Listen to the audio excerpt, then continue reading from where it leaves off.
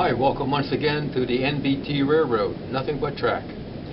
I want to show you a little bit about what's new, some of the changes we made over the last year, and also show you a little bit of the evolution of the layout over the last 5 or 6 years. So here we go. These buildings were added in just a few weeks ago. And remember the Graterford Ballast and Gravel Company. And the men hard at work. And they had their bosses and foremen there keeping an eye on them. Graterford's a prison just about a mile from here. There's no changes to Upshits Creek. It remains the same as it was last year, except you can see a tire down there. That's from a fishing line of this poor young chap who's up here 240 scale feet above trying to catch a fish. Here we have the sewage treatment plant. It seems to be polluting as well as clearing up the pollution. Let's look around to the back of the plant and see what's going on. Back we have the sludge pond, inhabited by a dolphin who must be very confused as to how he got there, and plus some swimmers disobeying the signs and some fishermen as well. Let's move on down, and here we have the ice house to go with the platform. And we have an old billboard here, should be replaced by now, coming up.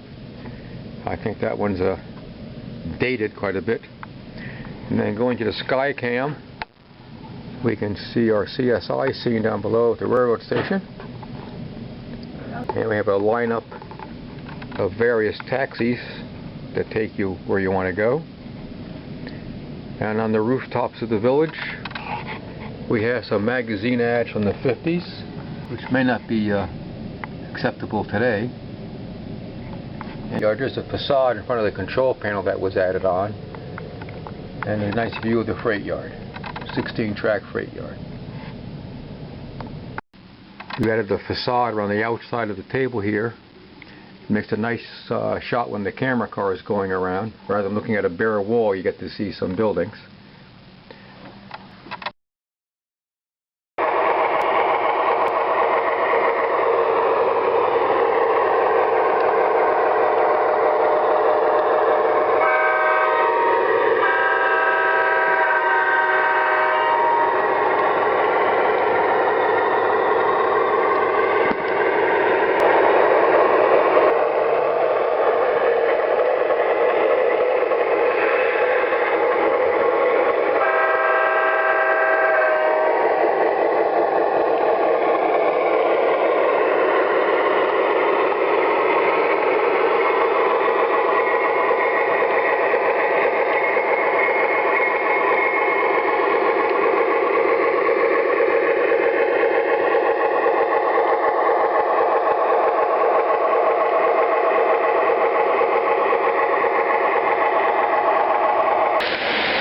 Here we are by the refinery now, and there's a tank train going by, nice and slow, creeping along.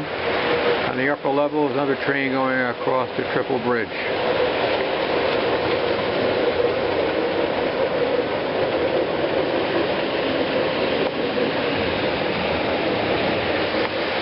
We'll walk over here, over to Upshits Creek. Everything is fine and dandy down below. And we have our fisherman friend on the top.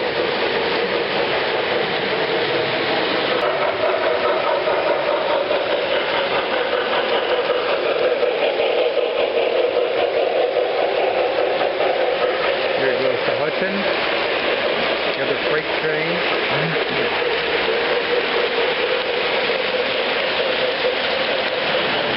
Comes to 682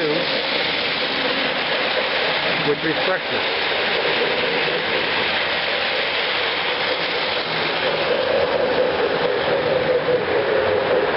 That tank train will take around 20 minutes to go around the loop once.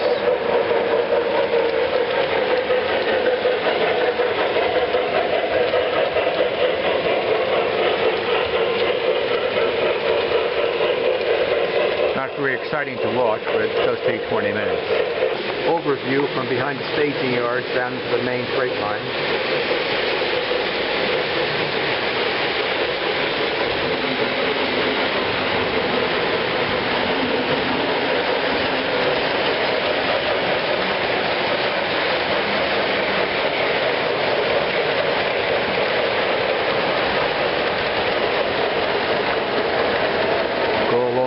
Warehouse Row.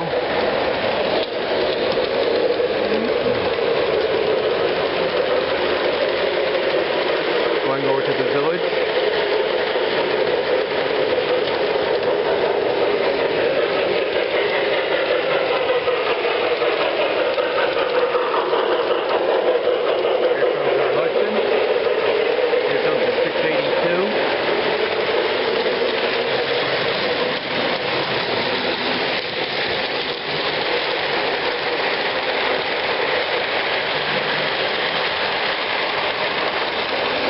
We have 5 trains going at once.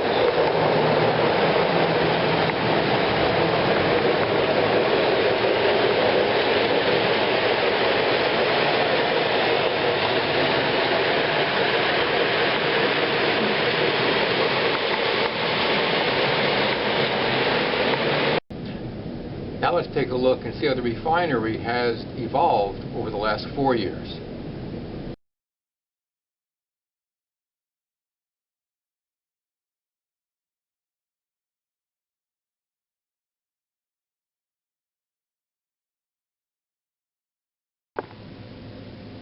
Here's the refinery, has its 4th expansion.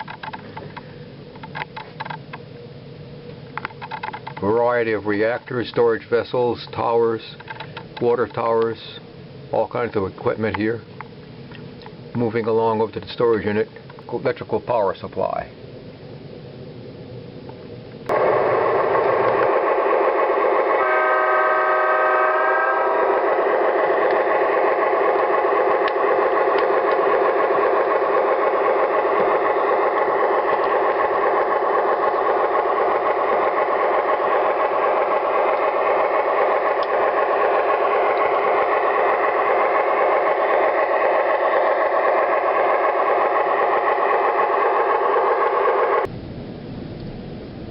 Let's take a look at how the freight yard developed over the last few years.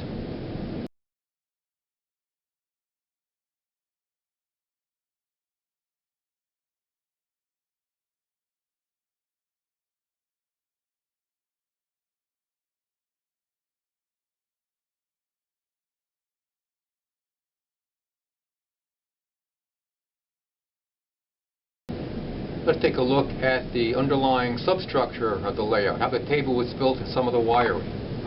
The table is solid. The legs are 4 by 6 inches. It's a sandwich of 3 2x4s supporting an engineered I-beam, which is 2 by 10, on top of which you have 2 by 4 joists on 24-inch centers. The top surface is a 3/4 inch piece of plywood, which is covered with a 1/2 inch of homosote for sound deadening. This table is solid. It's not going to move anywhere. Here's a look at the control panel. On the left side is the map of the engine yard. In the middle are the ramp controls, and on the right are the staging yards and the freight yard in the lower right corner. Now, there's a lot of wires here. At last count, there's almost 500 wires underneath the table. Under the control panel, here are all the 500 wires, plus a few extras. They're not color-coded because I'm partially colorblind, so it makes it a bit tricky finding things. Some of them are labeled, then I gave up after a while.